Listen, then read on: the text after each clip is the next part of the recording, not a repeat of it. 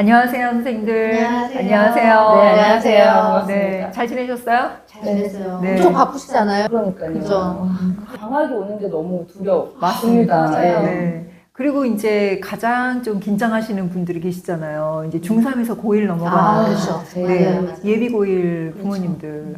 네. 선생님은 아직 저희는 이제 1년 남긴 했는데, 네. 저희 강의 요즘에 많이 나가잖아요. 중3 네. 친구들 아이들. 강의 많이 가는데, 맞습니다. 부모님들도 아마 엄청 걱정하실 거고, 아이들도 조금 걱정이 좀 많지 않은 시기인가 싶어요. 네. 그래서 요즘에 상담하다 보면은 제일 많이 들어오는 질문들이 그런 거예요. 부모님들 이제 고민하시는 게, 선생님, 선행해야 되는 거 아닐까요? 네. 아마 그런 고민들 많이 들어오셨을 텐데. 저도 많이 해요, 사실. 저희 아이들도 중학생이다 그쵸. 보니까, 네. 이 네. 갈등이 항상 있어요. 네.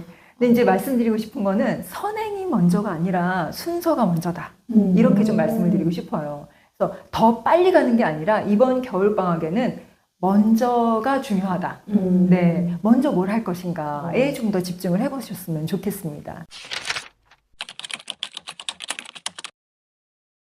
네, 그 선행이라는 말 뒤에는 네. 이제 부모님들이 이런 마음을 갖고 있는 것 같아요. 우리 아이가 다른 아이들에 비해서 뒤처질까봐 조금 무서워요. 그렇죠. 네, 저도 그래요. 그렇죠. 맞아요. 네. 이게 혹시 내가 이걸 안 해줘가지고 뒤처지는 거가 또 내 탓같기도 맞아요. 하고, 또 너무 빨리 끌고 가는 게 맞나 싶기도 하고, 이게 항상 이 딜레마인 것 같아요. 이게 머릿속에 항상 고민으로 다가오는 게 선행에 대한 부분이긴 한 것 같아요. 맞습니다. 그래서 오늘은요, 딱 세 가지만, 아주 쉽게 세 가지로만 좀 정리해서 정말요? 말씀을 드리려고 합니다. 네. 첫 번째 30초 진단 질문. 네, 너무 쉽죠? 네, 길지도 않습니다. 30초 진단 질문. 이제 두 번째는 개념 재정리.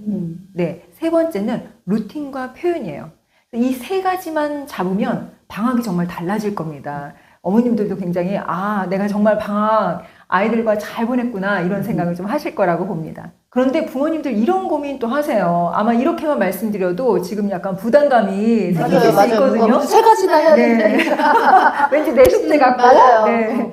네. 선행이 필요한지, 재정리가 필요한지 좀 헷갈리실 수 있는데요. 한번 제가 상담하면서 쓰는 진단 질문부터 한번 좀 말씀을 드릴게요. 아이들에게 한번 이렇게 물어보세요. 오늘 배운 거 30초만 내 말로 한번 설명해 볼래? 네. 그러기 그러면, 어려울 것 같아요. 그렇죠. 네. 아마도 한 번에 이루어지지 않을 수도 있어요. 예, 그렇다고 포기하시지 마십시오. 네. 말이 술술 나오면 선행을 조금 해도 되고요. 말이 막히면 선행보다는 좀 재정리가 필요하다. 이렇게 쉽게 또 검토를 해볼 수 있겠죠. 맞아요. 근데 선생님이 말씀하신 것처럼 이게 좀 정확한 부분이긴 해요. 왜냐하면 선행도 아주 중요하지만 기본적으로 재정리가 안 된 상태에서 선행만 하게 되면 결국에는 무너질 수밖에 없거든요. 그래서 이 비율 자체가 재정리가 사실 70, 그렇죠. 그리고 선행이 한 30 정도 됐을 때 가장 안정적으로 선행을 잘 끌고 나갈 수 있는 비율이라고 하더라고요. 그래서 상위권에 막 선행하는 아이들도 이 재정리 부분이 잘 되어 있지 않으면 결국에는 선행을 하다가 다시 돌아올 수밖에 없어요. 흔들릴 수밖에 없기 때문에 재정리하는 이 시간이 정말 엄청 중요한 부분이긴 한 것 같습니다. 네. 아이들이 중학교 때는 나 좀 공부했는데. 맞아요. 네. 이제 네. 고등학교 들어와서 갑자기 흔들릴 때가 이 선행 위주로만 했을 때. 맞아요. 네. 이게 정말 많다라고 봅니다. 맞습니다. 그래서 이 첫 번째 처방, 우리 선생님이 해주셨던 첫 번째 처방은 바로 그래서 개념 재정리에 대한 부분일 것 같습니다. 그래서 중학교 시기에 아이들이 가지고 있는 오해 중에 하나가 풀어봤으니까 다 알아 하고 넘어가는데 이게 아니라 내가 풀어본 거를 정말 내가 내 말로 설명을 가능해야 얘가 재정리 다 끝났다. 새로운 걸 얻어도 된다라고 저희가 확인할 수 있는 것 같아요. 그래서 이걸 체크할 수 있게 부모님한테 딱 세 가지 문제를 한번 드려보도록 하겠습니다. 아주 좋은데요? 그렇죠. 자, 첫 번째, 우선 수학. 우리가 가장 친구들이 어려워하는 것 중에 하나가 수학인데 그냥 문제만 보고 탁탁탁탁 비슷한 문제를 풀어버리는 경우가 있거든요. 이때 부모님이 해주셔야 되는 질문 하나. 이거를 풀었을 때 어떤 공식의 이 정의가 뭐야? 여기에 조건은 어떤 거야? 처럼 아이가 문제를 풀 때 가지고 있었던 개념이 정확한지 하나 물어보시는 게 중요할 것 같고요. 두 번째 영어.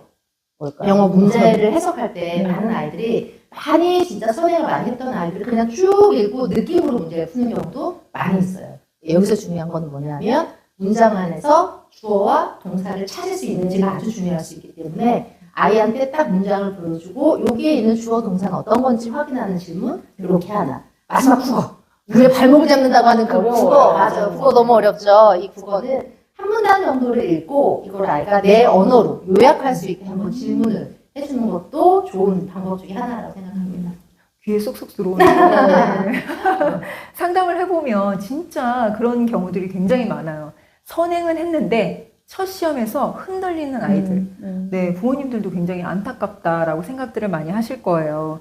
아는 것 같은데 말이 잘 안 나온다. 지금처럼 개념에 대해서 얘기 설명을 못한다. 이렇다면 정말 한번 부모님들 좀 고민해 보시고 아이들과 정말 먼저 뭘 해야 될지에 대해서 다뤄주시는 게 좋을 것 같습니다. 그래서 방학에는요, 설명 연습부터 잡으면 성적이 안정되는 경우가 정말 많아요. 맞아요. 네.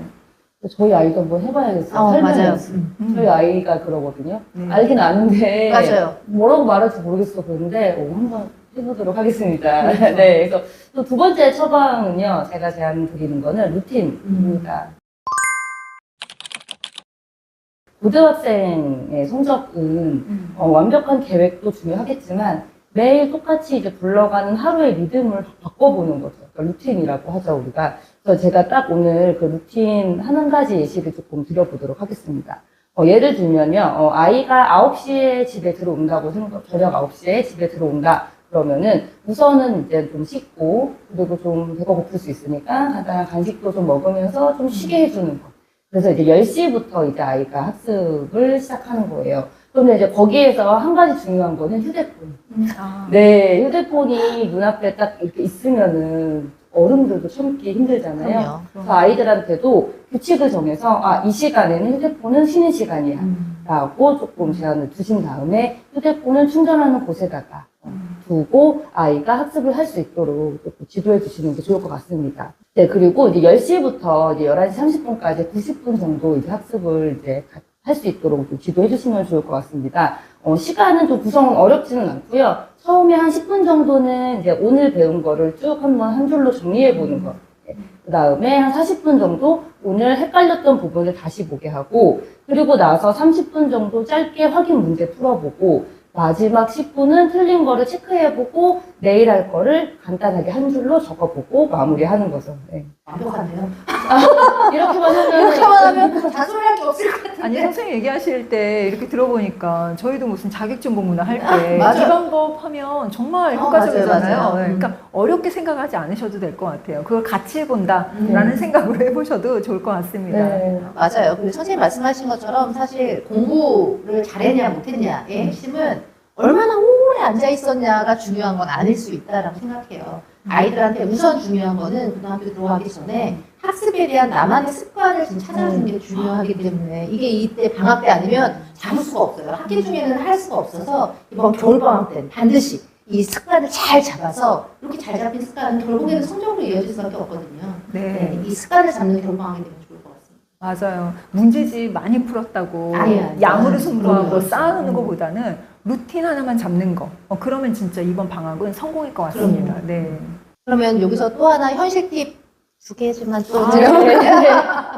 오늘 너무 좋은데요? 네. 아이들 왜 공부한다라고 앉아도 집중이 잘 안 되는 경우가 많잖아요. 저희 성인들도 마찬가지인데 그렇게 집중이 잘 안 될 때 그냥 무작정 앉아만 있게 하는 것보다 조금 전략적인 방법을 쓰는 것도 좋을 것 같은데 혹시 포모도로로 쪼개기 이런 거 들어본 적 있으세요? 네. 아니 들어보셨죠? 포모도로라고 하는 거는 말 그대로 내가 집중할 수 있는 시간에 확 몰입하고 그다음에 한번 리프레시할 수 있는 시간을 좀 주는 거라고 할 수가 있습니다.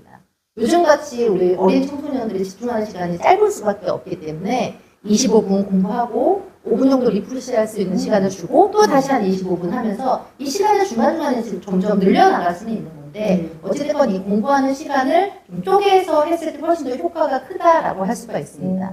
그리고 아까 선생님 말씀하신 것처럼 이제 세상에서 가장 무섭다는 우리 핸드폰과의 싸움이 있을 때 이 핸드폰도 아이들과 조금 이렇게 해 저렇게 해 부모가 제시하는 건 사실 큰 의미가 이제 없죠. 이제 고등학교 1학년인데 이제 안 들어요. 안 듣죠. 들을 수가 없습니다. 그러면 아이랑 같이 한번 의견을 물어보는 거예요. 아이들도 알고 있거든요. 이 핸드폰이 내가 공부하는데 방해가 된다라고 저희보다 더 잘 알고 있기 때문에 어떻게 하면 좋을지 얘기를 해서 뭐 예를 들어서 타이머가 울릴 때까지 내가 공부를 진짜 집중해서 했어. 그럼 타이머가 울리고 나면 그 포모도로의 그 쉬는 시간 동안 내가 할 수 있는 거 할 수 있게 시간을 준다거나 아니면 이게 내가 못 지켰어. 한 누적된 게 한 3번 정도 못 지켰으면 이건 내가 엄마 오늘은 쓰지 않을게 라고 아이 스스로 뭔가 제안을 할 수 있게 하면 이 공부에 하는 루틴은 훨씬 더 잘 잡히지 않을까라는 생각이 듭니다. 네. 그리고 이제 마지막 세 번째 처방입니다. 네, 세 번째 처방은 표현입니다. 고등 내신은 아는지보다 정확하게 내가 어떻게 표현할 수 있는지가 맞습니다. 점수를 좀 가르는 것 같아요. 그래서 그리고 학교마다 조금 비율은 다르지만 수행평가 비중이 계속 커지고 좀 큰 편이어서 아이가 고등학교 입학을 한 다음에 첫 번째 시험에서 점수 차이가 서술형 수행평가에서 좀 벌어지는 경우가 많거든요. 그럼 정리 한번 해볼까요? 우리 부모님들이 너무 많이 해주려고 하면 부담이 되니까 우리 이번 방학에는 딱 2가지만 해보면 좋을 것 같습니다. 우선 부모님이 해줘야 될 거는 부모님의 공부를 대신할 수는 없으니까 아이가 공부할 수 있도록 환경을 좀 잘 세팅을 해주자. 뭐 예를 들어서 시간을 같이 정해보고 장소도 편안한 환경으로 좀 마련해주고 핸드폰에 대한 규칙도 한번 정해보는 환경에 대한 세팅은 부모님이 해줘야 되는 부분이라고 생각하고, 두 번째 아이와 이제 대화하라고 하셨는데 매일매일 하면은 저희도 힘들거든요. 아이도 힘들기 때문에 그렇다고 너무 관심 없으면 아이들도 좀 서운할 수 있어요. 일주일에 딱 2번만 아이들과 좀 점검할 수 있는 대화를 조금 같이 해보면 서로 같이 뭐 개선해 나갈 수 있는 좋은 의미가 되지 않을까라는 생각을 합니다. 네, 일주일에 2번이면은 괜찮은데요. 해볼만 할 것 그렇죠. 같은데요. 맞아요. 네, 그리고 요일을 정해보는 것도 좋을 것 같아요. 맞아요. 네. 그래서 주 2회 하는 동안에 딱 이 세 문제만 한번 해보시라고 말씀을 드리고 싶어요. 추천을 드릴게요. 첫 번째가 뭐냐면, 이번 주에 뭐가 제일 쉬웠어? 네. 먼저 부모님들도 얘기해 보시면 좋을 것 같아요. 이번 주에 내가 쉬웠던 건 뭘까? 네. 뭐 일상에서 얘기를 해도 좋고요. 그러니까 단계가 좀 있지만 점차적으로 대화의 시간, 대화의 폭을 좀 더 넓혀가는 것도 필요할 것 같습니다. 두 번째는요, 쉬운 거 했으니까 이번엔 어려운 네, 거. 어려운 거. 네, 뭐가 제일 어려웠어? 네, 약간의 위로감까지도 같이 얘기를 나눠볼 수 있으면 좋을 것 같습니다. 그 다음에 세 번째는 뭐냐면, 그러면 다음 주에 딱 한 가지만 해본다라면 뭘 우리가 좀 더 실천해 볼 수 있을까? 바꿔볼 수 있을까? 이렇게 한번 질문을 해보면서 대화의 좀 질을 높여보는 것도 필요할 것 같습니다. 네. 그렇죠. 근데 부모 입장에서는 이런 대화들이 좀 낯설 수 있어요. 예. 혹시 숙제라고 생각하실 수도 있어요. 맞아요. 네, 그리고 아이가 더 부담스러워 할 수도 맞아요. 있고. 그래서 이제 그럴 때는 부모님이 정답을 말해주는 위치에서 뭔가 지시한다기보다는 아이들한테 엄마나 아빠가 이렇게 한번 아이디어만 던져줘 볼게. 어떤 것 같아? 뭐가 좋을까? 이렇게 아이들을 코칭하듯이 질문 형태를 조금만 바꿔주는 것만으로도 분위기가 좀 달라지지 않을까 싶어요. 네. 그래서 너무 부모님들께서 정답을 주려고 하시는 경우들이 좀 많으시거든요. 그렇게 안 하시면 좀 더 여유도 생기고 또 그런 듣는 기회도 더 많아지지 않을까라고 봅니다. 사실 이것만 잘 지켜도 겨울방학이 엄청 완벽해질 것 같은 생각이 그럼요. 들거든요. 네. 들으셨던 것처럼 되게 크게 부담되는 일들은 많이 없고, 이번 겨울방학 동안은 아이가 고등학교 입학하기 전까지 아이의 학습 루틴을 좀 잘 잡아주는 시간을 가졌으면 좋겠습니다. 그럼 우리 방학도 선생님네 아이의 네. 방학도 저희 아이의 방학도 한번 잘 해보면 좋을 것 같습니다. 네. 긴 열심히. 겨울방학 맞습니다. 네, 응원합니다. 감사합니다. 응원합니다. 감사합니다.